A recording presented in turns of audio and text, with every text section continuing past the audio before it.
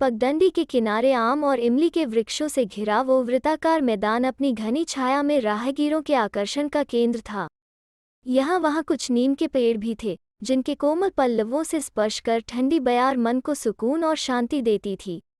शंकर प्रतिदिन इसी पगडंडी से अपने गधे रमकू के साथ उसकी पीठ पर कपड़ों की गठरियां लादे गुजरता था। मैदान में एक वृक्ष के नीचे गुरु सत्यमूर्ति बच्चों को पढ़ाते थे। गांव के बच्चे खिलदन स्वभाव के होते हैं। उनकी कक्षा में एक विद्यार्थी न केवल शरारती था, बल्कि कुछ उद्दंड भी था। गुरु सत्यमूर्ति जी एक दिन जब कक्षा ले रहे थे तो उन्होंने उस बालक से कहा, अपनी शरारतें तथा उद्दंडता छोड़कर पढ़ाई में ध्यान लगाओगे तो जीवन सुधर जाएगा, वरना मैंने अच्छे अच्छे गधों को आदमी बनाया है। पगडंडी से गुजरते शंकर के कानों में गुरुजी का अंतिम वाक्य पड़ा, मैंने अच्छे अच्छे गधों को आदमी बनाया है। अब धोबी शंकर सोच में पड़ गया। उसके दिमाग में खलबली मच गई। उसने सोचा, यदि मेरा गधा रमकू आदमी बन जाए तो हम दोनों मिलकर अधिक कपड़े धो सकेंगे, और कपड़े अधिक धुलेंगे तो पैसा भी अधिक मिलेगा।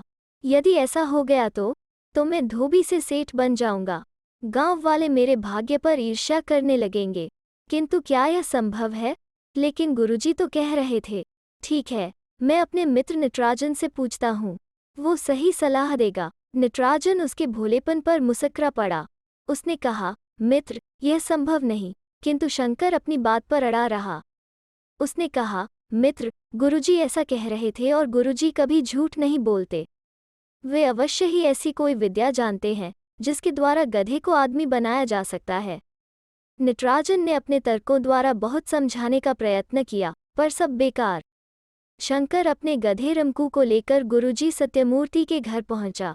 सत्यमूर्ति ने शंकर से रमकू के साथ आने का कारण जाना तो उन्होंने उससे कहा, वे ऐसी कोई विद्या नहीं जानते। लेकिन गुरुजी, आप अपनी कक्षा में एक छात्र से कह रहे थे कि मैं गधों को भी आदमी बना सकता हूँ।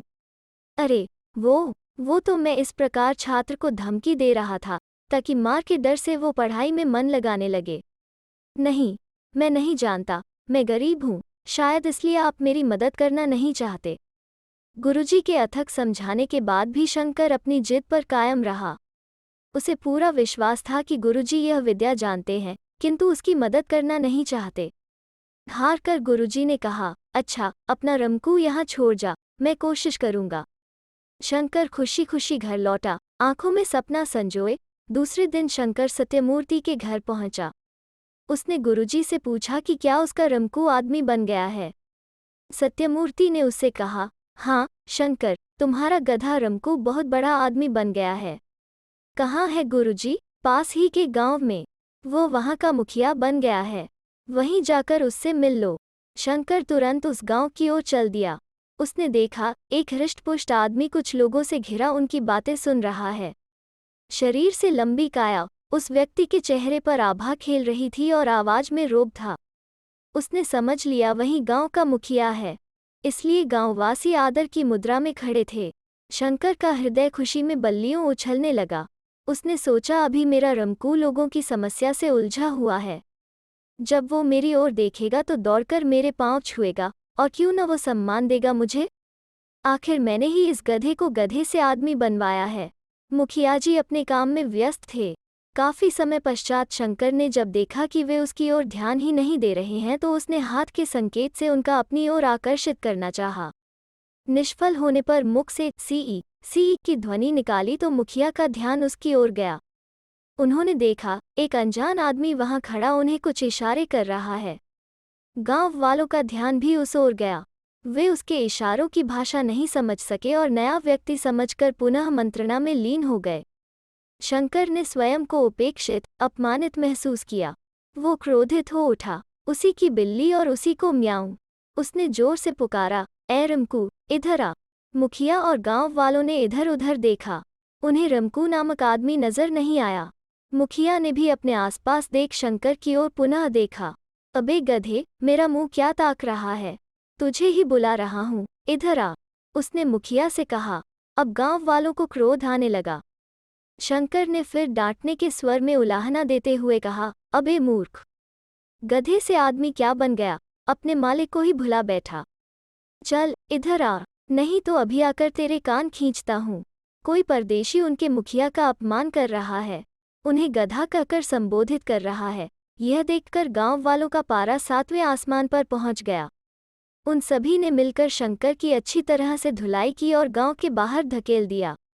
शंकर अपने भाग्य को कोसता कोसता सत्यमूर्ति के द्वार पर पहुंचा। हाथ जोड़कर बोला, गुरुजी, मेरे साथ मेरे गधे ने धोखा किया है। आप कृपया मेरे रमकू को पुनः गधा बना दीजिए। और सारी आप बीती उसने गुरु को सुना दी। गुरुजी मन ही मन मुस्कुराए, परंतु चेहरे पर गंभीरता ओढ़कर बोले, शंकर, मैंने आज तक आदमी को गधा नहीं बनाया, यह मेरे लिए मुमकिन नहीं।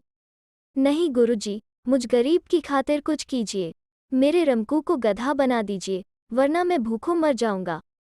ठीक है, तेरी व्यथा सुनकर मेरा हृदय भी पसीज रहा है। मैं वायदा तो नहीं करता, लेकिन कोशिश अवश्य करूंगा। अब तू जा, कल आना। दूसरे दिन शंकर गुरुजी के पास पहुंचा। रमकू जो उनके घर के पिछवाड़े में बंधा था, उन्होंने उसकी डोर खोलकर शंकर के हाथों में थमा दी। शंकर कृतज्ञता से नत हो गया।